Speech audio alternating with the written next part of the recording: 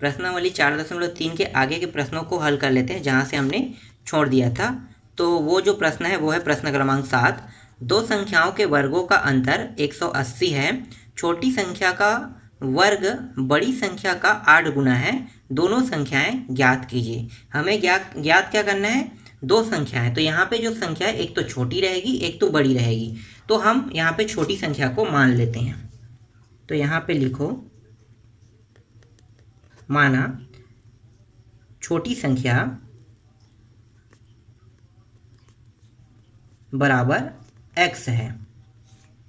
ठीक, हमने छोटी संख्या को यहाँ पे मान लेते हैं। उसके बाद क्या कह रहा है? बड़ी संख्या होने के लिए कंडीशन क्या है कि बड़ी संख्या होने के लिए छोटी संख्या जो है वो उसका वर्ग हो जाएगा। तो ये x का वर्ग होगा।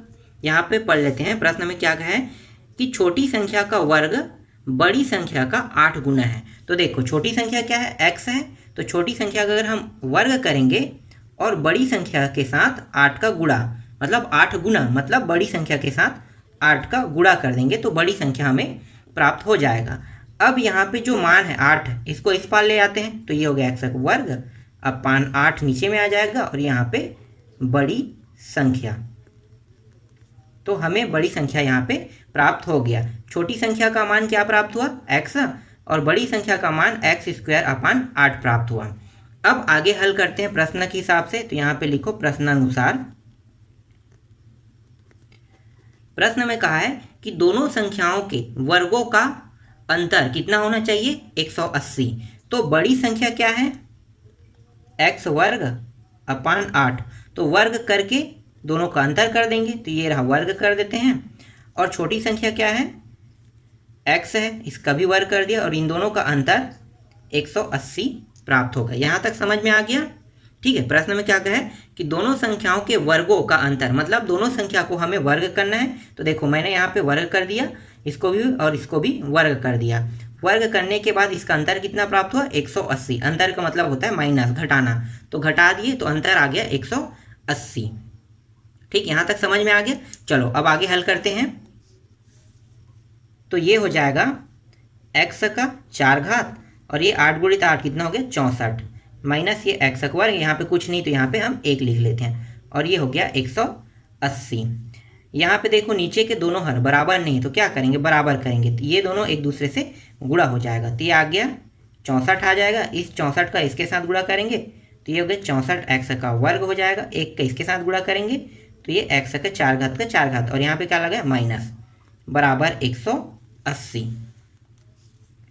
ये जो 64 है उसको तिर्यक गुणक के रूप में ऊपर ले जाते हैं। तो यहाँ पे x का 4 घात माइनस 64x वर्ग रहेगा और यहाँ पे 180 × 64 कर देंगे तो ये हो जाएगा x वर्ग माइनस 64x वर्ग, और 180 × 64 करेंगे तो कितना प्राप्त होगा? 11,520 आ जाएगा इनका गुणा करने पर। ये जो मान है इसको इस पार ले आते हैं तो ये हो गया x वर्ग माइनस 64x, सॉरी ये वर्ग नहीं 4 घात है, मैं भूल जाता हूँ। ठीक है, x का 4 घात माइनस 64x का वर्ग हो जाएगा और ये माइनस 11,520 हो जाएगा, बराबर 0। अब इसे हल करने के हमारे पास 2-3 विधि है। तो अगर मैं यहाँ पे द्विघात विधि से अगर हल करता हूँ तो ये बहुत लंबा चौड़ा बनेगा। तो मैं यहाँ पे ज़्यादा समय नहीं लेते हुए इसे मैं सिंपल से गुणनखंड विधि से हल करता हूँ। तो यहाँ पे देखो ये जो मान है ये तो बहुत बड़ा है, तो इसे हल करना थोड़ा मुश्किल होगा। तो क्या करेंगे? तो इसका हम गुणनखंड कर लेते हैं। तो देखो यहाँ पे आपको ये बड़े मानों को हल करना आप लोगों को आ जाएगा अच्छे से। पहले गुणनखंड कर लो। 11,520 को पहले मैं बड़े संख्या से करता हूँ, लगभग 10 से कर लेते हैं। ठीक है, 10 से कर लेते हैं तो ये कितना प्राप्त होगा? 10 से कम 10, फिर 10 से कम 10, फिर 10 पंचे और 10 दूनी, इतना आएगा। अब इन दोनों को गुणा करोगे तो कितना प्राप्त होगा? 11,520 आ जाएगा। लेकिन 10 और 11,520 को घटाओगे तो क्या यहाँ पे 64 आ रहा है? नहीं आ रहा है। तो इसको आगे और हल करते हैं। अब सबसे छोटे संख्या से करते हैं, जिससे हल हो सकता है छोटे संख्या में। तो 2 से हल हो सकता है, तो 2 से कर लेते हैं। तो 2 पंचे, 2 सत्ते और 2 छक्के।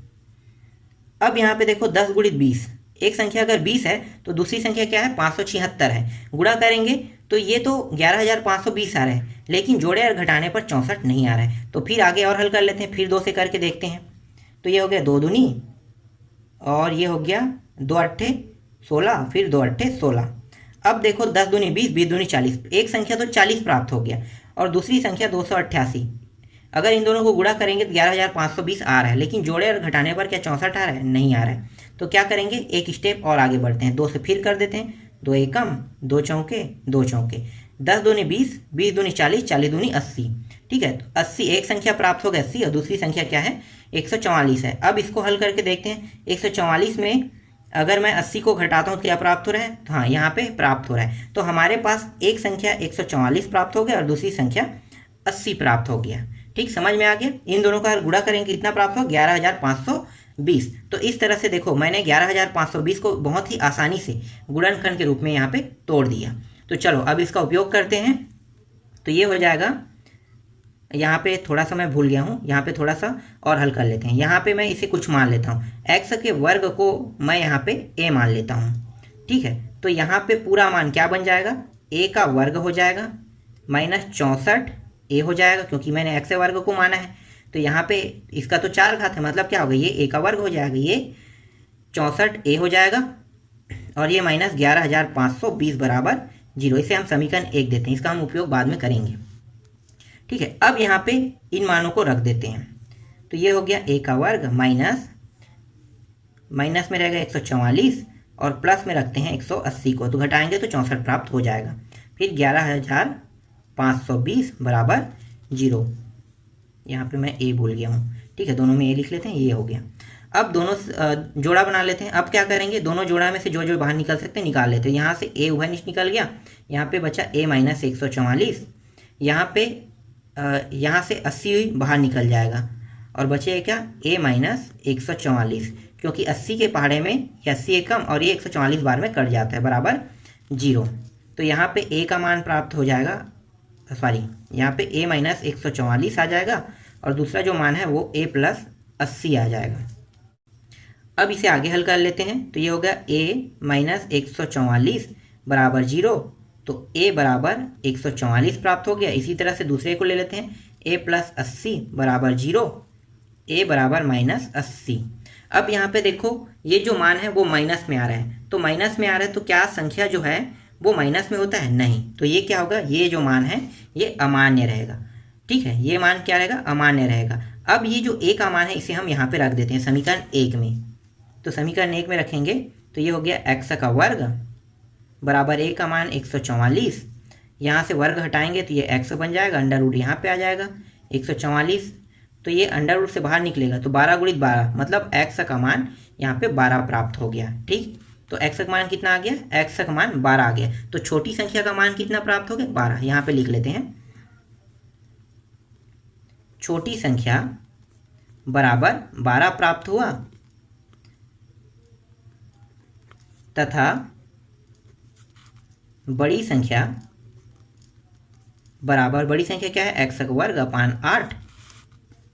तो ये हो जाएगा 12 का वर्ग बटे 8, 12 12 में 144 और ये 8 भाग दे दो, तो ये हो गया 8 एकम 8 और ये हो गया 8 एकम, यहाँ पे 6 और 4 8 8 64, तो ये हो गया 18। तो यहाँ पे जो बड़ी संख्या है वो कितना प्राप्त हुआ, 18 प्राप्त हुआ और छोटी संख्या जो है वो 12 प्राप्त हुआ। 8वां प्रश्न है, एक रेलगाड़ी एक समान चाल से 360 किलोमीटर की दूरी तय करती है। यदि यह चाल 5 किलोमीटर प्रति घंटा अधिक होता है तो वह उसी यात्रा को 1 घंटे कम समय लेती है। तो रेलगाड़ी की चाल ज्ञात कीजिए। हमें ज्ञात क्या करना है, रेलगाड़ी की चाल। तो पहले जो दिया है उसको लिख लेते हैं। तो दिया है रेलगाड़ी द्वारा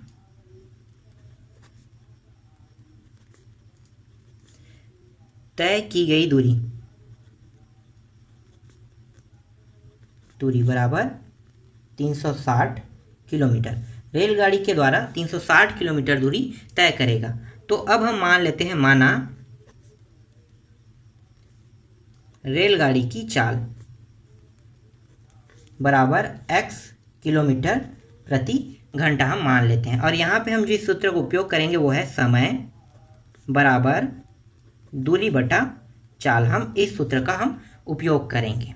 अगर हम यहाँ पे समझते हैं तो यहाँ पे 2 रेलगाड़ी यहाँ पे चल रही है, दूरी तो उसे उतना ही तय करना है, ठीक है, लेकिन यहाँ पे 2 रेलगाड़ी है, तो 2 रेलगाड़ी है तो दोनों को अलग अलग समय लगेगा पहुँचने में।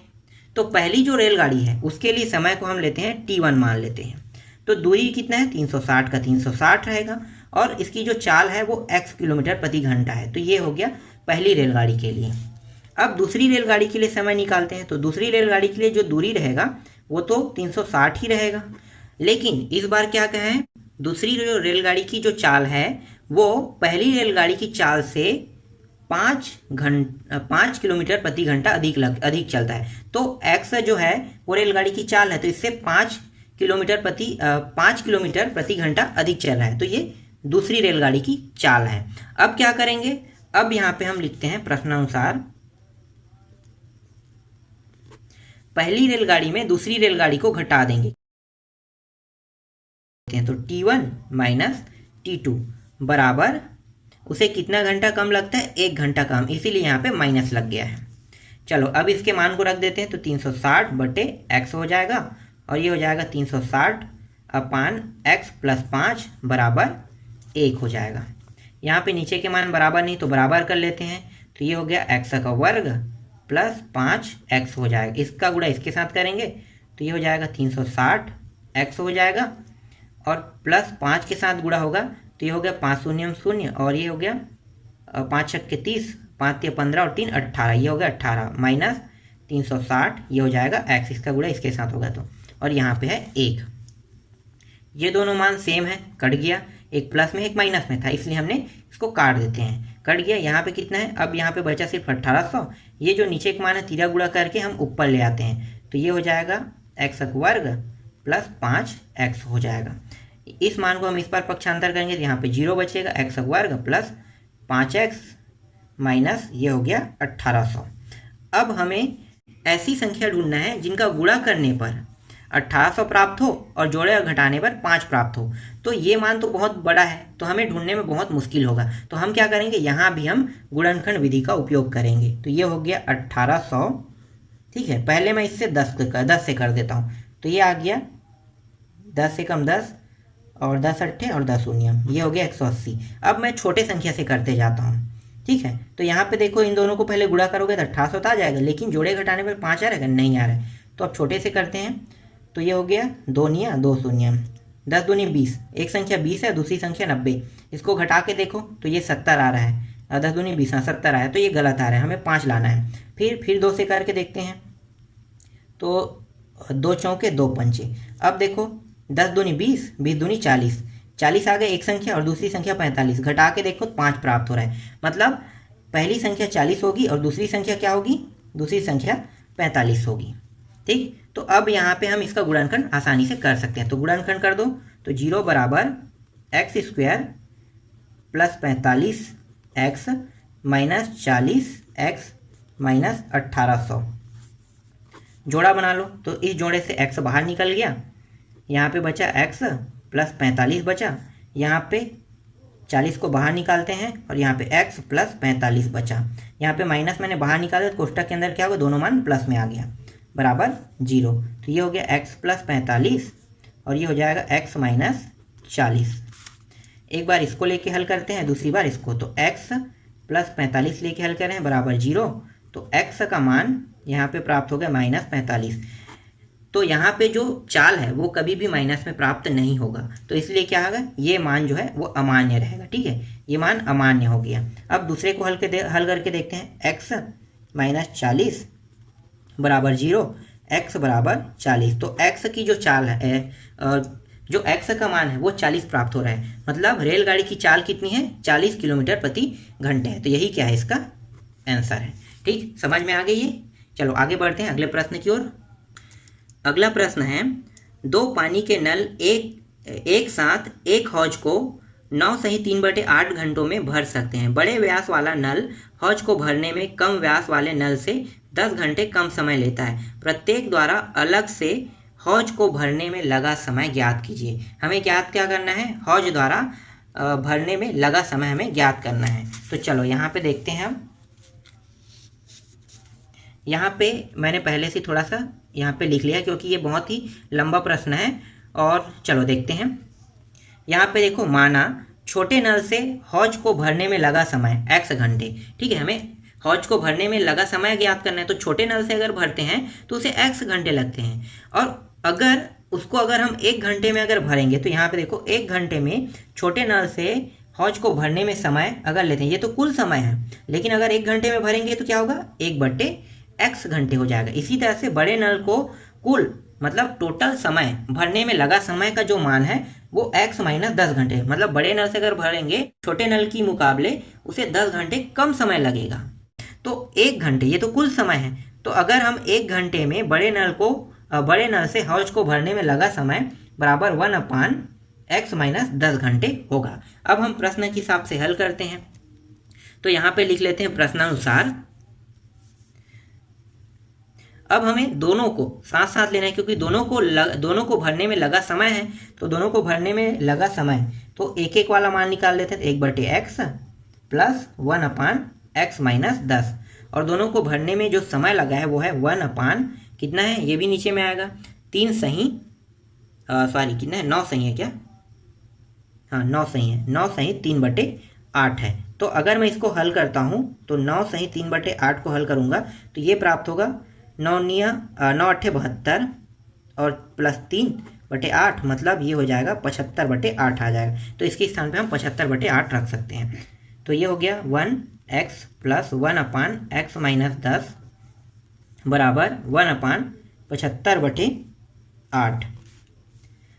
यहाँ पे नीचे के दोनों मान बराबर कर लेते हैं, तो ये हो जाएगा x का वर्ग माइनस 10x हो जाएगा। इसका गुणा इसके साथ करेंगे तो ये हो गया x - 10, और इसके साथ गुणा होगा तो ये हो गया x का x हो जाएगा बराबर, यहाँ पे इसका गुणा इसके साथ हो जाएगा तो ये हो गया 8/75 आ जाएगा।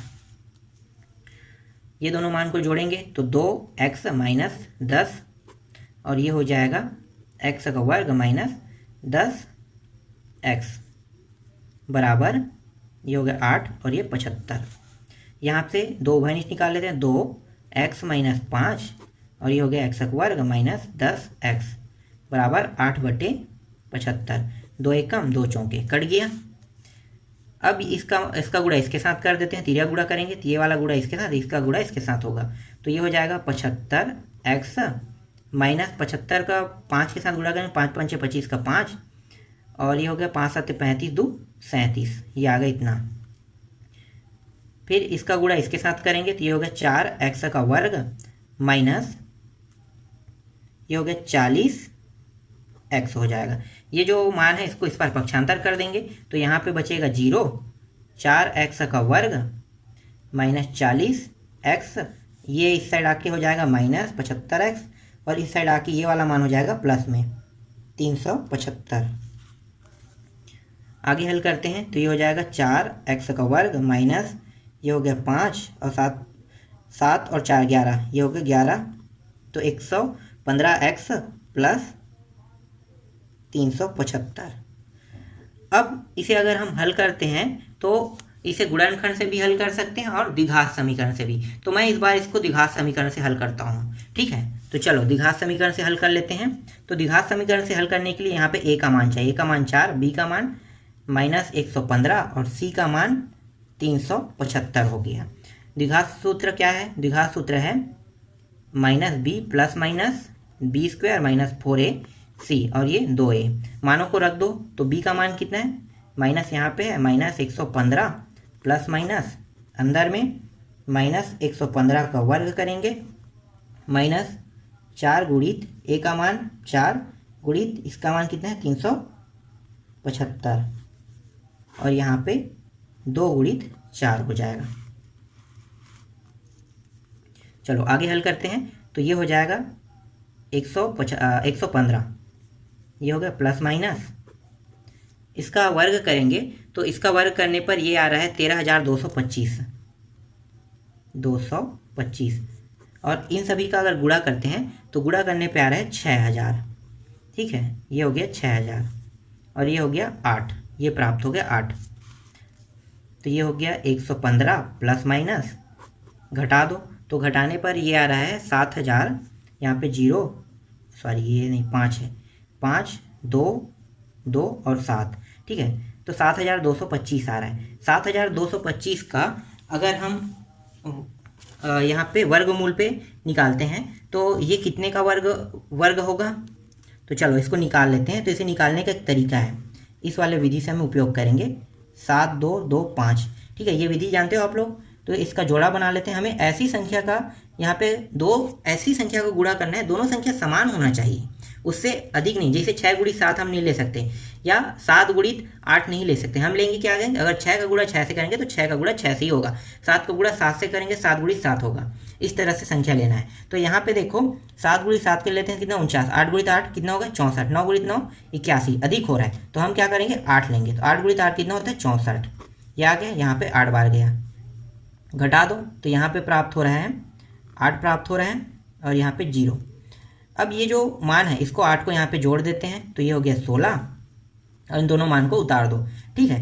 अब यहाँ पे देखो 25 5 है, तो यहाँ पे 5 लगा दो, ठीक है। 165 गुणित 5, तो ये 5 का गुणा, 5 गुणित 5 का 165 को 165 गुणित 5 करोगे तो 825 आ जाएगा। तो यहाँ पे आ रहा है ये किसका वर्ग है, ये 85 का वर्ग होता है। तो यहाँ पे आ गया 105 प्लस माइनस, यहाँ पे 85 हो गया, और यहाँ पे 8 आ गया। एक बार हम प्लस लेके हल करेंगे और दूसरी बार माइनस लेके हल करेंगे। तो पहले प्लस लेके हल कर लेते हैं। तो यहाँ पे लिखो प्लस चिन्ह लेने पर तो ये हो गया 115 प्लस 85 बटे 8। आगे हल करेंगे, जोड़ दो इसको, 5 दूनी 10 का 0, हासिल आई 1, तो ये फिर हो गया 10 का 0, फिर 200, ये 8 हो जाएगा, ठीक है। 200 बटे 8 हो गया, भाग दे दो, तो ये हो रहा है 8 एकम 8 प्राप्त हो रहा है, सॉरी 8 दूनी 16, ये 2 प्राप्त हो गया। फिर बचा कितना 4 और 0, तो 8 पंचे 40, तो ये आ गया 5। तो यहाँ पे जो मान प्राप्त हो रहा है, यहाँ पे मान प्राप्त हो गया 25, ठीक है। एक मान हमें निकल गया, एक्स का एक मान कितना प्राप्त हो गया 25 प्राप्त हो गया। अब एक्स के दूसरे मान को देखते हैं। तो दूसरा मान 115 माइनस 85 बटे 8, घटा दो, तो घटाएंगे तो ये 0, और ये हो गया 11 में से 8 गए तो 9 10 11 3, 30 बटे यहाँ पे 8 आ रहा है, ठीक है। 30 बटे यहाँ पे 8 आ रहा है। अब इन मानों, यहाँ पे देखो दोनों मान यहाँ तो प्लस पे दिखाई दे रहा है आपको, ठीक है। तो यहाँ पे दोनों मानों में से कौन सा मान इसका आंसर हो सकता है, ये अब हम चेक करते हैं। तो चलो आगे और हल कर लेते हैं। तो छोटे नल को भरने में समय, छोटे नल को भरने में लगा समय कितना है 25 है। इसी तरह से अगर बड़े नल से, ठीक है, मैं थोड़ा सा शॉर्टकट लिख रहा हूँ, बड़े नल से हौज को भरने में लगा समय क्या है x माइनस 10, तो इसका मान कितना आ गया 25 माइनस 10 बराबर कितना प्राप्त हो जाएगा, ये हो गया 15, ठीक है। अगर बड़े नल से अगर हौज को भरेंगे तो 15 घंटे समय लगेगा, और छोटे नल को 25 घंटे। एक मान हो गया, दूसरा भी प्लस में आया था, इसको भी देख लेते हैं। इसी तरह से छोटे नल से अगर भरेंगे तो ये कितना है 30 बटे 8 है, ठीक है। यहाँ पे 30 बटे 8 आ गया, 8 घंटे लगते हैं। अब छोटे नल के लिए, बड़े नल के लिए निकालते हैं। तो ये हो गया, बड़े नल में एक्स का मान कितना रखेंगे 30 रखेंगे, 30 बटे 8 माइनस 10, बड़े नल के लिए निकाल रहे हैं तो ये 8 यहाँ पे गुणा होकर कितना हो जाएगा 80 हो जाएगा, माइनस 30 बटे 8, तो यहाँ पे ये प्राप्त हो गया 50 माइनस 50 बटे 8। तो यहाँ पे देखो ये जो मान है वो माइनस में आ रहा है, मतलब ये पूरा मान अमान्य हो गया, क्योंकि एक मान प्लस में आने से कोई मतलब नहीं है। हम तो छोटे नल का मान यहाँ पे प्लस में प्राप्त करें, लेकिन बड़े नल के मान के लिए माइनस में आ रहा है, इसलिए क्या होगा ये पूरा मान अमान्य होगा। तो हमारा आंसर क्या होगा, ये वाला होगा। तो ये रहा आपका आंसर, ठीक, समझ में आ गया। बाकी को हम लोग नेक्स्ट वीडियो में कंप्लीट करेंगे।